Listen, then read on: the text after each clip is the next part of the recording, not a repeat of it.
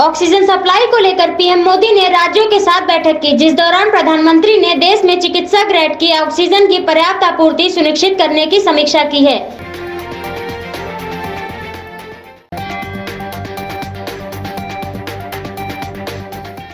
गृह मंत्री अमित शाह ने पश्चिम बंगाल के तेहट्टा में चुनावी रैली को संबोधित करते वक्त कांग्रेस नेता राहुल गांधी पर जमकर हमला बोलते हुए कहा कि देश में पर्यटक नेता हैं, जिसके लिए उन्होंने सीधे तौर पर राहुल गांधी का नाम लेते हुए कहा कि मतदान के कई चरण संपन्न हो गए हैं, लेकिन राहुल बाबा कहीं नहीं दिखे।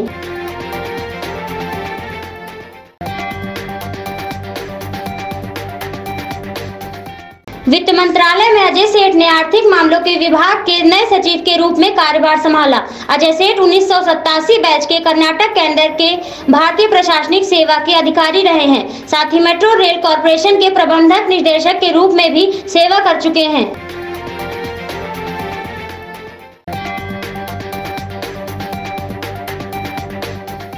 उत्तर प्रदेश में रविवार को लॉकडाउन रहेगा। इस दिन बड़े स्तर पर सैनिटाइजेशन किया जाएगा और जरूरी सेवाओं को लॉकडाउन में छूट दी गई है।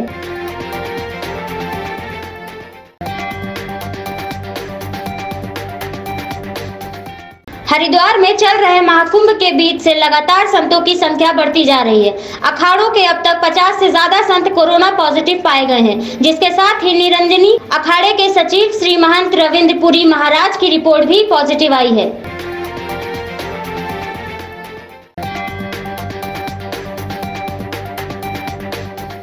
बिहार में बढ़ रहे कोरोना संकट को लेकर सीएम नीतीश कुमार ने अधिकारियों के साथ हाई लेवल बैठक की। इस दौरान राज्य में पनप रहे कोरोना की स्थिति का जायजा लिया गया और साथ ही लॉकडाउन या कर्फ्यू की स्थिति को लेकर भी वार्ता की गई है।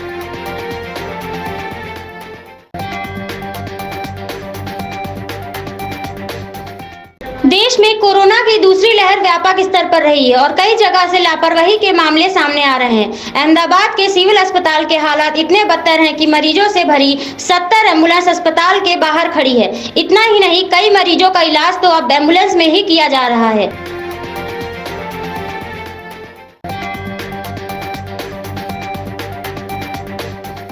विश्वविद्यालय अनुदान आयोग ने सभी भारतीय विश्वविद्यालय को एनसीसी को जनरल इलेक्ट्रिक क्रेडिट कोर्स के तौर पर शामिल करने के निर्देश जारी किए, जिसमें इस कोर्स को चुनने वाले छात्रों को सफलतापूर्वक ट्रेनिंग, सर्टिफिकेट और अन्य सुविधाएं जारी की जाएंगी।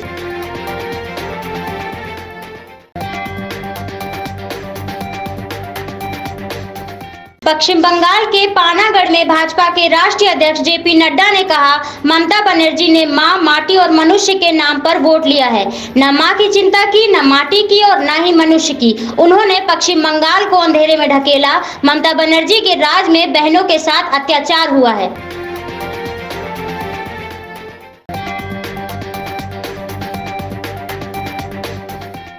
भाजपा के राष्ट्रीय अध्यक्ष ने ममता बनर्जी पर निशाना साधते हुए कहा, अभी कुछ दिन पहले ममता जी के एक नेता ने दलितों के लिए ऐसे अपशब्द कहे जो हम बयां नहीं कर सकते। कहा कि इनको कितना भी दे दो ये बिक जाते हैं, लेकिन ममता जी ने आज तक इसकी भर्त्सना नहीं की। ममता जी सहित टीएमसी के सभी नेता दलित विरोधी हैं।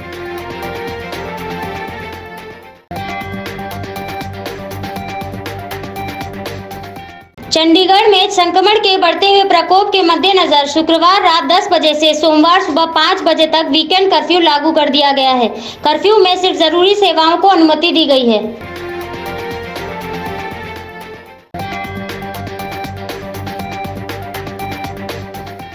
कोविड-19 संक्रमण के बढ़ रहे प्रकोप को देखते हुए ताजमहल को 15 मई तक के लिए बंद कर दिया गया है।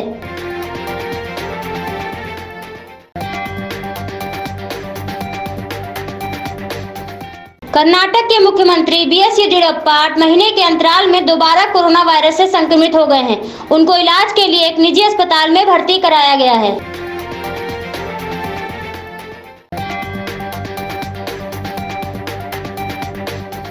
कुंभ समापन की घोषणा से वैरागी संत नाराज हो गए हैं। आनंद अखाड़े के 17 अप्रैल को कुंभ समापन की घोषणा के बाद अब संतों के बीच गतिरोध पैदा हो गया है। जगत गुरु शंकराचार्य के शिष्य स्वामी अभिमुक्तेश्वरानंद ने घोषणा कर दी है कि कुंभ अपनी तय अवधि तक चलेगा।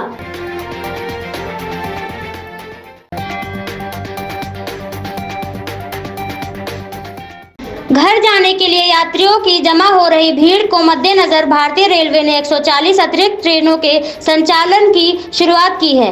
ट्रेनों का यह संचालन मई तक जारी रहेगा।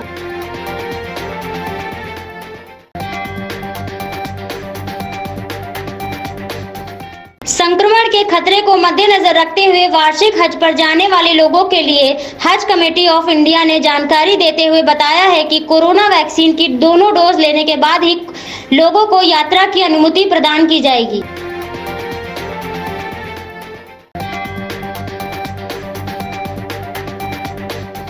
उड़ीसा के कोविड-19 टीकाकरण प्रभारी विजय पाणिग्राही ने बताया, हमारे पास वैक्सीनेशन की कमी है। उड़ीसा के सभी 1500 टीकाकरण केंद्रों के लिए पर्याप्त स्टॉक नहीं है। इस स्टॉक के साथ केवल 700 टीकाकरण केंद्रों को संचालित किया जा सकता है।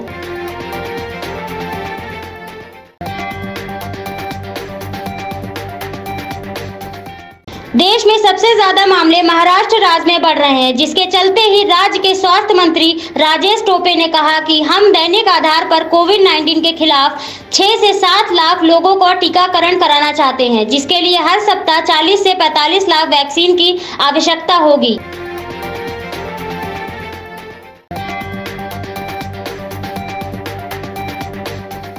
संक्रमण के बढ़ रहे प्रकोप और अनियंत्रित होने के मद्देनजर #WhereIsPM नंबर 1 पर ट्रेंड करता हुआ नजर आया।